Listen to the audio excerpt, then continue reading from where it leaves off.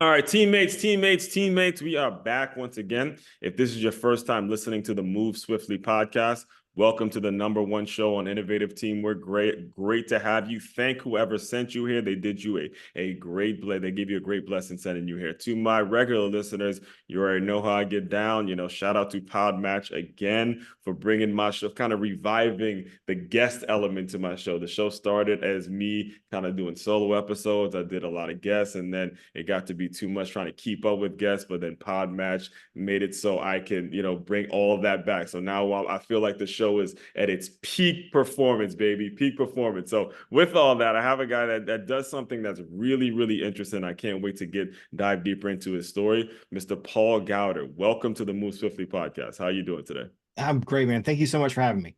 Yes, and like I said, it's a very interesting story in it that you were in college, and you were doing something that you didn't necessarily want to get paid for, like doing research on Native Americans, and then also, you had some time to play with websites and search engines, things like that. Yeah. I was listening to you before, and it was very interesting in terms of how you were able to take that, because when we're in college, we do a lot of shit. We create this and stuff happens, but very few people can look up 30 years later and say, look, this is my business, this is how I eat, and this is how I made it successful. So I kind of give you the mic for a second and just talk about your background, go back to those days a little bit, and kind of speak to how all of this came about, because Right. it is a really good story, a really good story. Thanks. Yeah. I call myself an accidental entrepreneur. This wasn't That's a something new I one. intended, you Accident. know? Yeah, I mean, I wasn't trying to be a business owner or an entrepreneur or anything. I was going to school to have a career, and Yeah. actually ended up, I did work 25 plus years in state government. So I did have that career, but Right. that's what I was in school for, right? I was learning about that. And in free time, I was just playing with this whole internet thing. I'd always, played around with computers or whatever um, for years. And this was just another outlet of something to experiment with. And when I was building web pages, I built them about things I knew. One that's still out there in its 1996 format was all about vintage Star Wars toy collecting. Mm-hmm.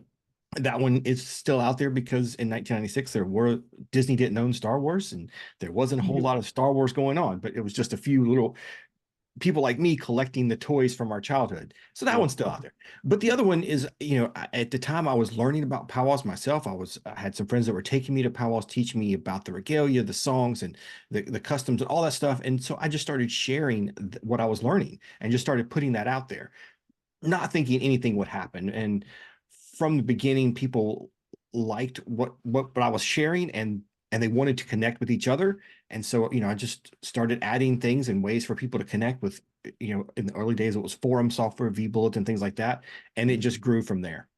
Yeah, so just so we're clear, powwows and what you do with powwows, it's not just something that's online. I was listening to you on previous shows. Right. It's actually things that bring the community together. Sometimes they get hired by certain schools. Yeah. Sometimes, they do things that just teaches the culture. Now, my family's from Trinidad and Tobago, and we have big carnival fests every year in different states. So I was watching, I know the feeling of just having your family in certain places. So how did it get to the point where I guess it was already existing, but I guess you used it. Can you kind of explain how you were able to use the internet to bring people together? Yeah. Because that's probably the biggest gripe a lot of people have with the internet is people are separated. Actually, I just did an interview before you on, and we were talking about how these things keep us separated when they should actually be bringing people together to meet face to face and have dialogue. So, Yeah. It's and that's that's the thing we like about the internet, right? Is the connections. It can get toxic, but powwows have been around for hundreds of years. There are some powwows out there, celebrating 200 years of hosting a powwow. mhm. And so when people saw me building these web pages, they wanted to have that same community feeling that they did at powwows. They wanted to have that online, and they wanted to, it started kind of mostly people in the Southeast because that's where the powwows I was going to, and so people I was talking to at powwows were like, "Oh, okay, cool. Let's stay connected." So we built these forums, and so that group of people started talking, but then it just grew to other parts of the country, and people found out that you know there's somebody in North Carolina that dances the same way that or the same style that somebody in Arizona does, and so they started sharing and talking about things. And so that's what it was. If people just wanted to have that same community feeling that they did at actual powwows, they wanted to have it online. And we kind of bridged that gap. And that was the early days. That we were, for years, all we were is a forum site and just a way for people to talk. And we had chat rooms, and our forum is still out there and people still use it. Most of that's been replaced by Facebook groups and stuff like that. But that was the early days. It was just a way for people to communicate and share. All right. So you have powwows, you have that going, it's growing. And like I said, I was listening to you earlier. I know you had to kind of hire out and get a staff and get people to run it for you. When did you transition into business coaching and get into the stuff you're doing now and serving clients? Because that was the real thing that made me say, man, I got to get this guy in the show, because I'm trying to figure out how you go from hosting powwows and being successful at it, but then now you're business coaching and then you're doing some things that I guess help small business owners and things. Yeah. Yeah. Yeah, again, that was not something I ever saw myself doing. Mm-hmm. A friend of mine who at the time was really, he was being my mentor, business coach himself. He kept saying, Paul, you have some stuff you need that people need to hear. So I spoke at a conference that he hosted. And then from there, he was like, dude, you have to start. You have so much to share. You've got, and so he was the one, was Lou Mangello. He's the one kind of pushed me to start venturing into that role. And especially with helping people build community online and using whatever the tools you're using to build that community, and really have that community sense around your business. And then also, using email to level up your business and push things forward. So that's kind of the two areas I focus on right now. And yeah, it was through somebody else pushing me to do that and telling me that I had something valuable to say. Um, the uh, um, now I'm blanking on the term. I always doubted myself. Imposter syndrome. That's what I was trying to think of. That kept me from doing it for a long time.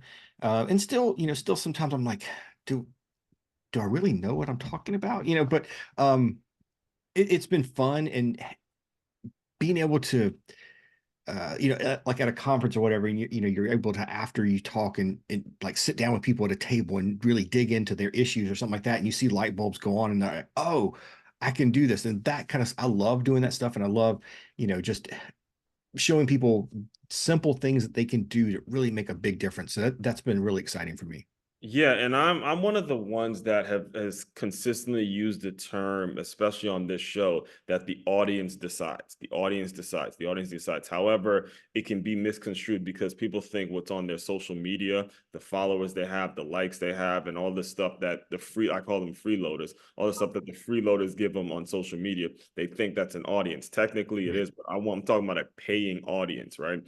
And what would you, and the reason I'm bringing this up is because you mentioned something that I agree with in terms of building your email list. All right, everything that we see online, guys, and I want to make sure I'm slowing down so you guys hear me clearly.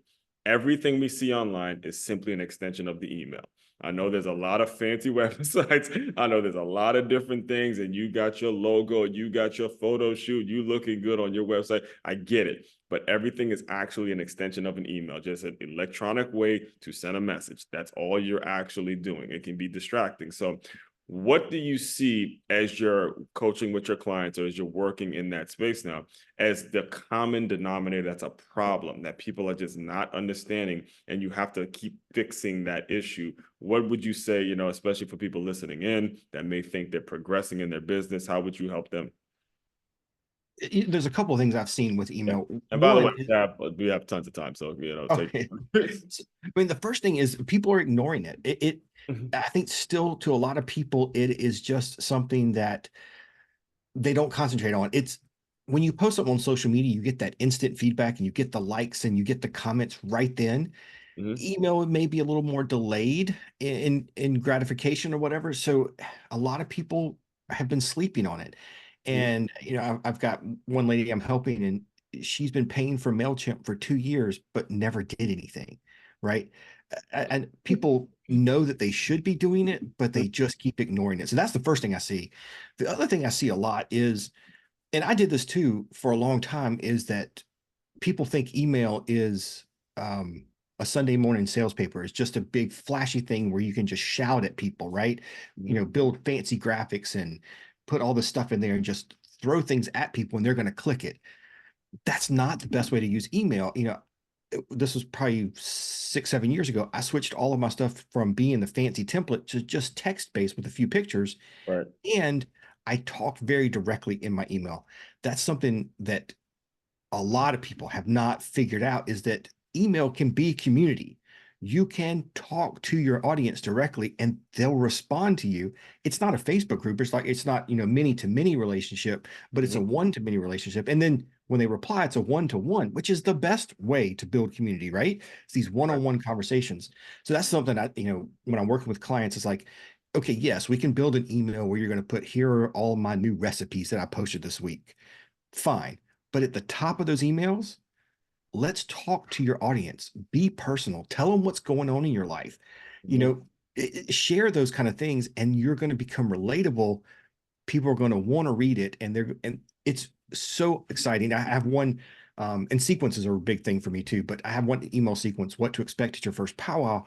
And the first email says, there's so many things at a powwow that you might be excited for. Tell me what it is that you want to see. What is it you're most excited about? And every week I'm getting, tons of email back from that one email sequence. And it's so great to hear those people, and then you're able to have conversations with them. They're a little hesitant, anxious about going to it. They've never been to one. And so then you can really start having these conversations and it builds that community.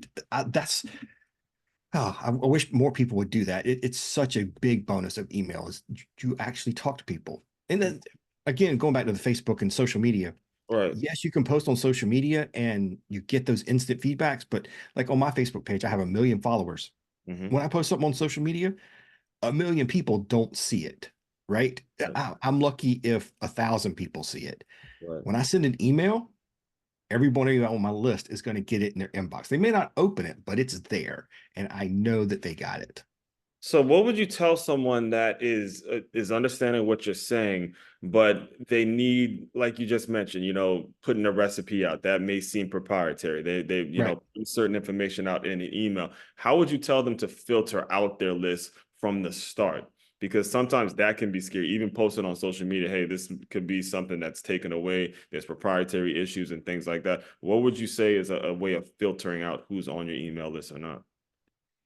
I like to tell people, wherever you are in your email journey, the place I want to start is figuring out who your audience is, what kind of different segments of your audience you have, and let's build sequences or series of emails for each of those people. Let's not worry about what we're going to send to our entire list and these broadcast messages every week. Yeah. Those we can take care of later. Let's figure out what groups of people you have, what information they're looking for, and let's build some automated systems to deliver that content. So, for example, I worked with some travel agents. And so if a travel agent, they're going to have people that are looking for cruise information. They're going to have people that are looking for Disney World information, right? Okay, so let's take and build a 5 or 6 email sequence that's all about cruises. Here's what to pack, here's what to not pack, here's what to expect at check-in. Here's your embarkation, debarkation information. Here are my tips to get the most out of your cruise vacation. That's a great email series. And everybody who comes into your sphere looking for a cruise vacation are going to get those same 5 or 6 emails. It's a great way to onboard people into your community, give them all that information, and then we can put them in some kind of broadcast cadence of weekly emails or whatever. But if they're looking for cruise information, let's give them that information in a series of emails, and it's so effective. Yeah. That's where people should start. Yeah, man, you just made, because usually on my birthday I go on a cruise, and my birthday's in January, and I just went on a cruise like 6 months ago now from this recording, and I Nice. met an actual travel agent, and Yeah. she was there because she just wanted to experience it, so then she can go back and tell her audience, this is everything that went down. This is my Right. time on Virgin Voyage. This was, and it kind of goes back to what we started this conversation about, is making sure you're personable and you're actually going out and doing the business, as opposed to thinking that you're just posting something on social media and all of a sudden you're moving the needle. You're not moving the needle unless you're actually experiencing the thing that you're actually selling. All right. Yes. You Yes. have to experience it when Right. you sell it. I cannot stress the importance of that. So with all that, I was actually, as you were talking, I looked at your website. There's also a term that you have. It's free giveaways. Now, this is something is I'm kind of asking from a personal perspective because I have a ton of products out there. There's people who, are willing to give away their stuff for free. They want it Yeah. so want people to have it so bad. What are just give me I guess give me your philosophy, your do's and don'ts on free giveaways, how we should be giving away free giveaway. Like what's your philosophy on all that? So I run a giveaway on powwows.com every month. Some of Mhm, them last more than a month, but there's always a giveaway going on. So the first thing is you got to find prizes and work with companies send me this, right? mhm. Find prizes that resonate with your audience, not just, and so this is this month's giveaway. It's a Pendleton blanket or Pendleton blanket pillow. Um, don't try to give away iPads or gift cards or whatever, because you're just going to attract everybody. Find a prize that's going to resonate with your audience specifically. So again, let's go back to travel agents. If you're working with Disney World, maybe you're going to give away like a magic band or something like that, right? Something that just your audience is going to do. And so I love it. I use a couple of different software programs, Viral Sweep, Gleam. And so the first thing is they have to join your email list to enter the giveaway. That's the way I always set mine up. Mhm. And then after that, you can give them all kinds of other tasks to complete to earn more entries. So for me, that's another way that I'm able to build traffic to the website, because in my giveaway, I'm like, oh, I want you to visit this page and this page and this page, maybe go watch this video. And so they have to complete all these tasks and they keep earning entries. It Right. works so well. My giveaways are great for building the list, but also keeping my list engaged. It's Right. works so And well. I think you said the right word there is what does your audience want? All right. What specifically does your audience want? Don't try to force feed them a product. And this is something I've struggled with in the past as well. Don't try to force feed them a product that they're not expressing that they want. Right. Really ask them what it is they want and then go out and create it. Go out and create. Actually, the YouTube video I do a YouTube video every morning, and it was talking about how we're recording this about 2 days after the Boston Celtics won the NBA Finals, and you saw that Jason Tatum had the little Jordan goggles because he's a Jordan player. And I was saying, look, there's a product right there that very few, I don't even think it's on the market, but because Jason Tatum's a Jordan guy, he obviously got that. So, Paul, I do want to be very respectful of your time. I appreciate you coming on. Who Yeah. would well, before we let you go though, who would be like an ideal client for you? Who would be the people that ideally you would love to work with? You can kind of put that information out there now. Right now, most of the people I'm working with are solo entrepreneurs, or small, small publishing people that are bloggers, vloggers, podcasters, and people that are feeling stuck with their email. Whether you've been doing it for a while and not seeing results, or you're just sitting on it and don't know how to get started, those are the folks I'm helping right now a lot. And so I'm hoping, I'd love to help other people do that. It's Right. such an important thing. With all the changes with Google and Facebook and all the algorithms, email is a constant thing. It's always there, and so we gotta spend more time on it. Yes. Now, are they coming to you with an audience already built, or if someone's coming to you and say, "Look, I'm just getting started, I got to leave my job," how do you help them when it comes to actually building the audience? Yeah, I mean, I get people in all stages. Mhm. Right now, most of the clients I'm working with have an audience, and we're trying to figure out ways to use email to build back some of the loss that they've seen on Google. But Right. yeah, if you're in the early stages, I can help you figure out ways to really start growing your list from the beginning, getting those first 100 subscribers, and then delivering that content to them.